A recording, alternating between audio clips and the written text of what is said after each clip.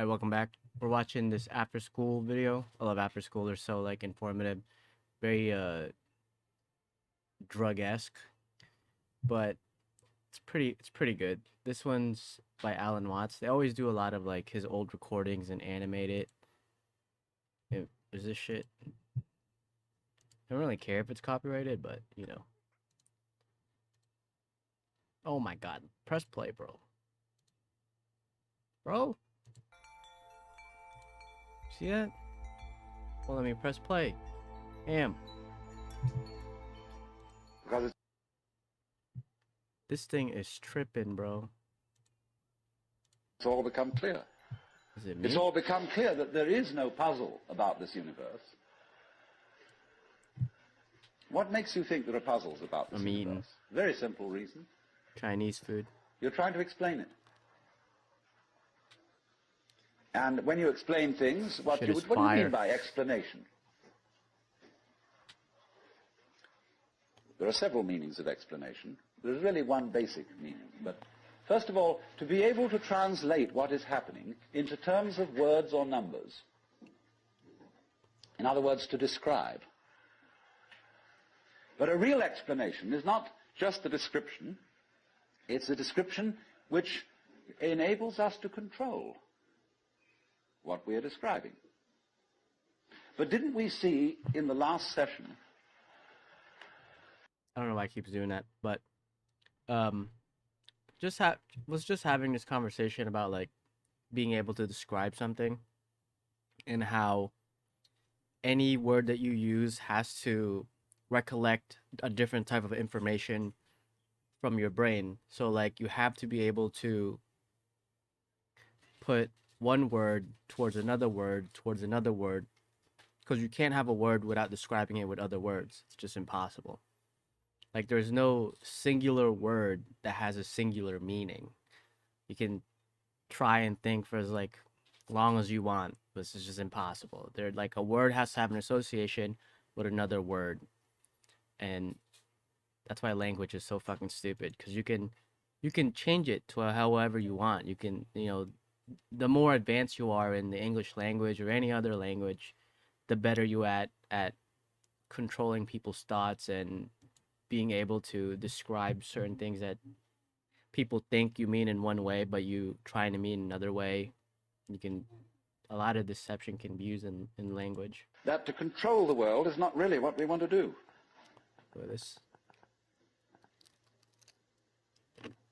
So that if all explanations have as their function enabling us to control things, That boy is crunchy. then maybe an explanation isn't what we wanted. And furthermore, you can very simply see that what makes things complicated is explaining them. When somebody explains to you how a flower works, and he's a great botanist, and analyzes all the innards of a flower, and shows the channels, the fibers, the processes of reproduction, and so on that go on in it, everybody stands fascinated. Like, wow. See, But it's just how a fucking flower, complicated right? it is. Just look at the How flower. clever God Shit's must have growing. been to create Shit's not that flower. growing. Dead. To have Not all dead. that complexity going. It isn't complicated at all. It's only complicated when you start thinking about it. Because the vehicle of words is a very clumsy one.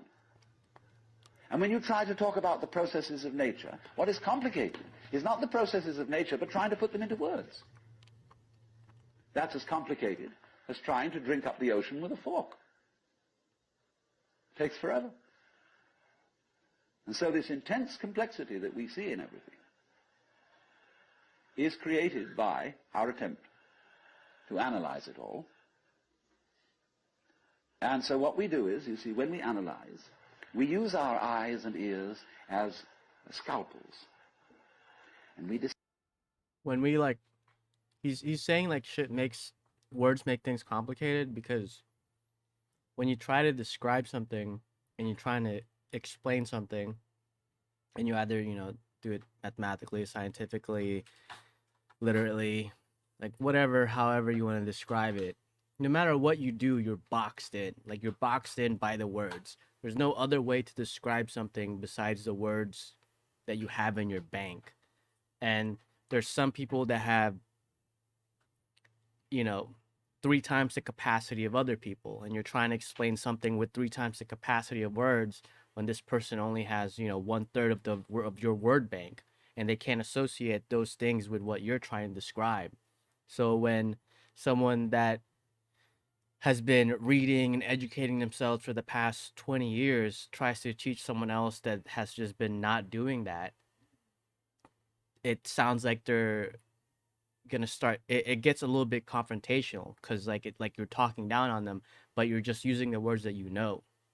And what are you supposed to do in that scenario? It's hard to equalize things. Dissect everything. And we have to put a label on every piece we chop off. And so we scalpelize and we get it right down to atoms, getting finer and finer, and we suddenly thought, well, we've got to the end of it, because the word atom means what is not cuttable. Atomos. Quarks. But then we found we could cut the atom. And lo and behold, big fleas had little fleas upon their backs to bite them. And it goes on forever. There is no end to the minuteness which you can unveil through physical investigation. For the simple reason that the investigation itself is what is chopping things into pieces. And the sharper you can sharpen your knife, the finer you can cut it. And the knife of the intellect is very sharp indeed. And the sophisticated instruments that we can now make, well, there's probably no limit to it. But in a way, all that is vain knowledge. In a way. Because you see, what it does is it gives you the illusion that you've solved your problems. When you have controlled certain things and you have solved certain That's me right now, practical problems, you say, fine, more of that, please. Let's go on solving problems. And then you do. And you create a world of people, as we are today, far more comfortable than people who lived in the 19th century. Just remember the That's hard to troubles of compare going to a lives, though. Like, dentist the when fuck? you were children, or some of you when you were children, of It's hard to medicine, get that type of perspective, man. of badly heated homes, of all sorts of things that we don't put up with anymore. But the problem is we keep running into this thing that all constant stimulations of consciousness become unconscious. And when we take it as a matter of course to have certain Is that meta? conflicts, then we switch the level on which we worry. When you solve a whole set of problems, people find new ones to worry about. And after a while, you begin to get that haven't we been here before feeling. Aren't we just going round on a cycle and doing the same old thing over and over and over again because we don't realize that we're chasing our own tails? There's this like theory. I forgot. I probably read it on Reddit, but it's a theory that every 4 generations ideas get recycled. So, when you like think of a movie or a book or music, whatever the case is, every 4 generations they reiterate it in like their different way, but it's the same thing that they're talking about, right? Like it, but in like a new way, like a way that pertains to where they're at. Same old story pertaining to where they're at. It can go for like anything, but that goes exactly the same with finding solutions to problems, because at some point you run out of problems, like he's saying, and then you make your own problems. That goes exactly for money. And there's this economic video that I watched that was talking about the great economic waves, right? They're like cycles. So you go from like a starting out economic powerhouse before you become one at the peak, like where the United States is at, and then start going down slowly because you overreach, like the British Empire, the Chinese Empire, the Dutch Empire, and another one takes over when your process is like not as efficient as their process. So that's like slowly happening right now with America and China. There's a little in between crossover, which can change, but the cycle shows that once one powerhouse has been up to the top for a very long time, and they run out of problems to solve, and they start making their own problems, like creating proxy wars and making money out of thin air and trying to do things to create more money and trying to expand their power, right, to longer than they actually need it to be. And that's when the steep decline happens and someone else takes that power vacuum. But this is exactly what they're drawing right now, and what they're showing you is steeps and valleys. That you get this solving problem, solved it, worry about something new, problem, and you just keep going and going. I mean, which is cool. I think I broke my mouse. I think that's why it's doing that.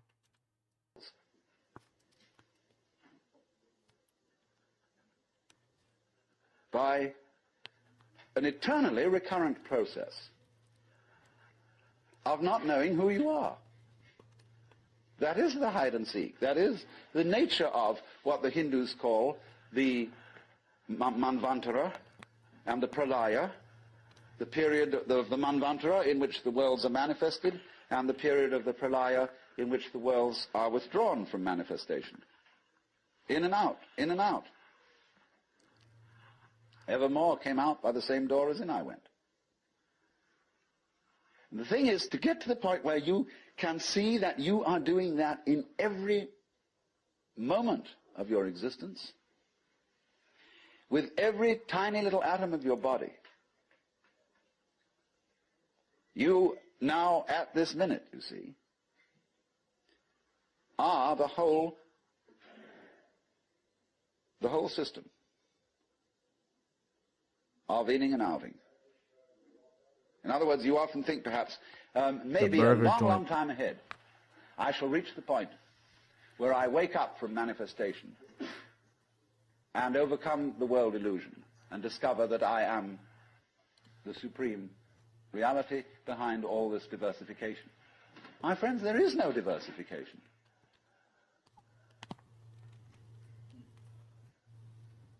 In other words, what you call diversification is your game. In the same way as you chop the thing and then you say it is made of pieces. Everybody got a game. Well, you forget that you cut it. And so when you see the world as complicated and that there are life problems and that you might one day succeed. See, hundreds and hundreds of people are running like mad after something that they call that is success, and they have no idea what it is. Now then, there's something else. When you understand that, and when you realize that there's nothing to realize, well, it's all here, then what are you going to do? It's like when a child is pestering father or mother with all sorts of questions. They finally get down to the deepest metaphysical problems. They say, oh, shut up and eat your donut. And I wouldn't say that, you see, at this point.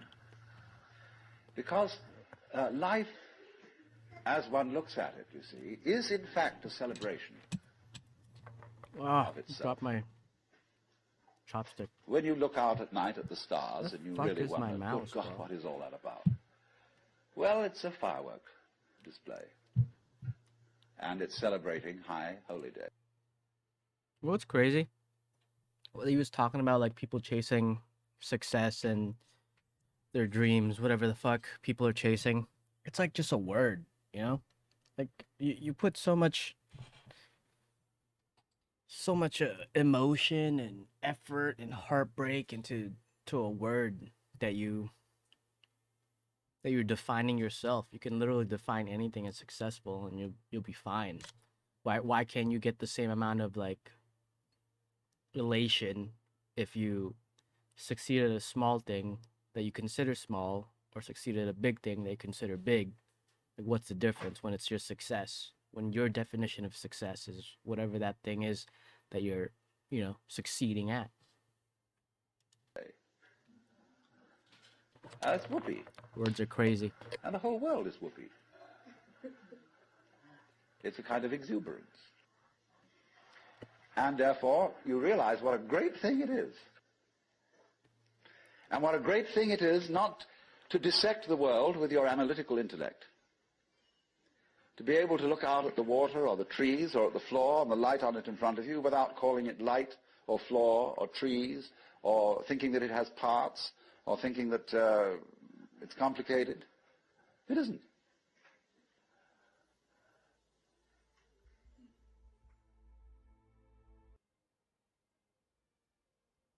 The meaning of life is just to be alive. It is so plain and so obvious and so simple, and yet everybody rushes around in a great panic as if it were necessary to achieve something beyond themselves.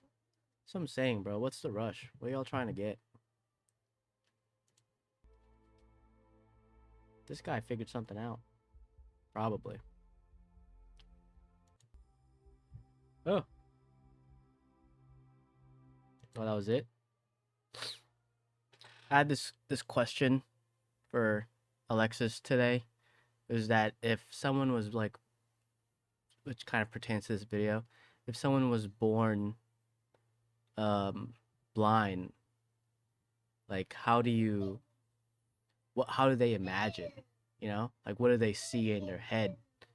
And we were kind of having like a discussion on what they could potentially have and how people could try and describe the things that they're feeling with their hands and try to give it an image. But after watching this video, the simplest answer is probably just nothing.